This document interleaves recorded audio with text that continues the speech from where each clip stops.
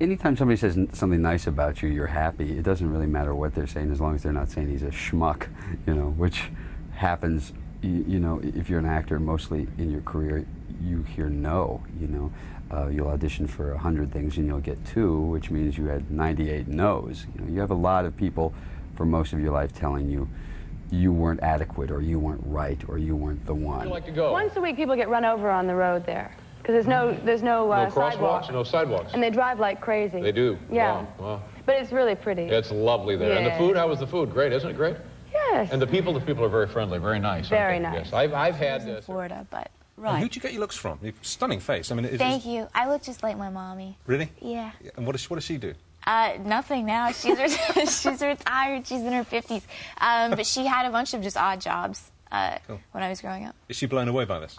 She's really proud of me. Yeah. Yeah, bet she is. Most actors sort of look for these parts. Yeah. I think maybe because they're a little bit mentally unstable in the first place. Are you? Yeah. Yeah, as soon as you kind of see that it's quite rare to find something where you can just go to real extremes. Mm-hmm. And this is definitely, there's a couple of moments where it's just, you're pushing the accelerator down and then just breaking it off afterwards for quite sustained periods. Well, you have to go to Antone's and hear some blues. Mm-hmm. That's right. Yeah, and you got to go to the Continental Club. And then, of course, there's Guero's Tacos. You have to sit on the porch with a beer. Mm-hmm. And marinated chicken taco. You got to go out to the lake. Right. Take a little dip. Put your feet in Lake Travis. It's a must-do. It sounds like a nice time. It's just got a real kind of thrillerish look, film noir look to it. Before I started filming, I kind of had mild anxieties about doing it again. But it's too late then, the clock is ticking. T-1 minute and counting. But at one stage, it didn't look like it would get off the ground, did it? There were awful problems in the early days, weren't there, on this movie? Well, we had a script which was a little inarticulate and which had been messed with. And in certain areas, they threw the baby out with the bathwater. So the baby came back, and then we lost locations. There were the normal kind of theatrical tensions and conflabs about the script and people fighting. And not fighting physically, but just wanting for the best ideas to win.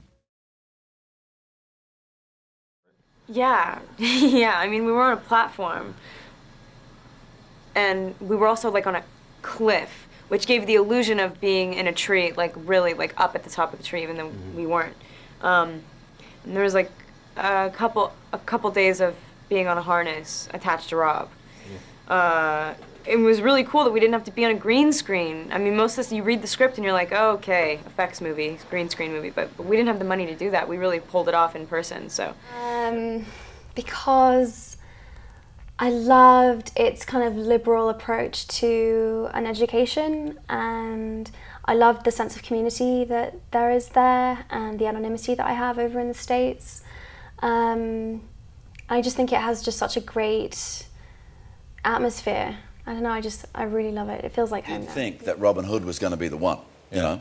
So it's been in their lives for a couple of years. They were on the set with me. Yeah. They had little knights costumes, lovely Janty Yates, the costume designer, made little chainmail for them, And they were there with me on the set. They saw me riding into battle on horseback and they must spinning have loved around. That. It must have been they thought it was just fantastic. Kind of surreal, though, like the president of the United States. Because I said to somebody, does he have like alerts, or does he like sequester himself for just a period of like tweeting? Like, is he there, as they say, watching Fox and Friends in the morning? He's got like his triple order of bacon. He likes bacon.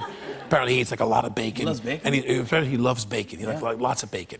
And he's got his phone, and he's watching the news, and he's in his, in his boxers and his bathrobe, and he's like tweeting. And then, or does he get like alerts? Like, is he in the middle of like a session? He's like with North Korean diplomats, and they're talking about nuclear weapons. He's like, hold on a moment, please. Alec Baldwin, loser.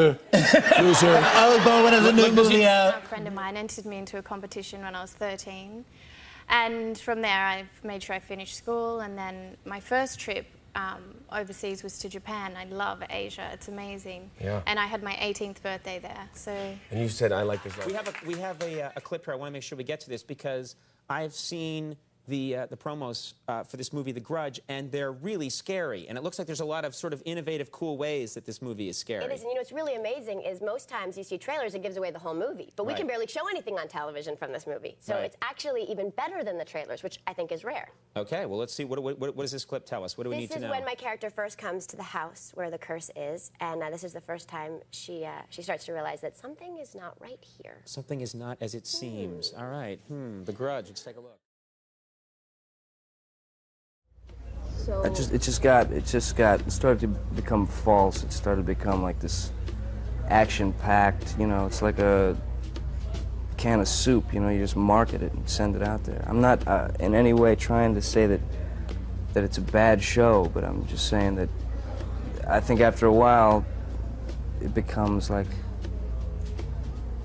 it's not what it started out to be. Now it's a product, you know what I mean? I never discuss money ever, and I want to correct this, that I never ever said in any of my interviews that I would never get out of bed for $10,000. No, I never said you did. We were just making it up as we went along. It's a quote that's been following me for a while, but I just want to correct it because I think it's not right, and some people wouldn't make that in a lifetime, so they'd be kind of mad to hear that we'd make that or not get out of bed for that. So. She was my first experience of romantic love. And I think the thing with her was she seemed so, when I saw her for the first time in Some Like It Hot, she seemed so, as beautiful as she was and as exuberant as she was and as flirtatious as she may have been, there was a sadness that she could never hide as a performer.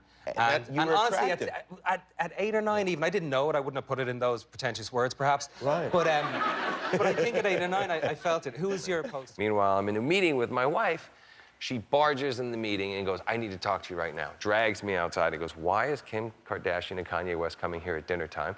I said, what are you talking about? She said, Brendan and Grace literally said, oh, if it's somebody important, it's got to be them.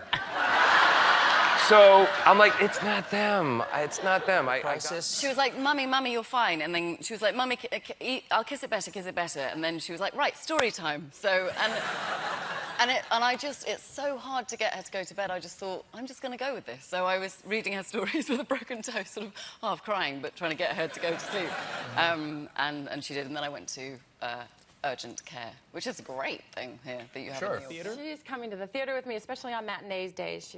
She comes with me, and I like to bring her everywhere. You know, she's a good little person to hang around, and she's really. And it's funny because she'll come on in the theater with me, and now she's starting to do all of the choreography. But she'll sort of go.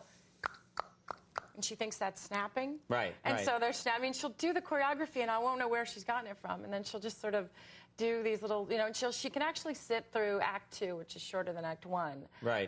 But sometimes she'll see me on stage, and she'll say, Mama! And we have to kind of like take her backstage because she disrupts the audience. So you have armed goons rush her backstage. Don't ever say Mama again when you see your mama!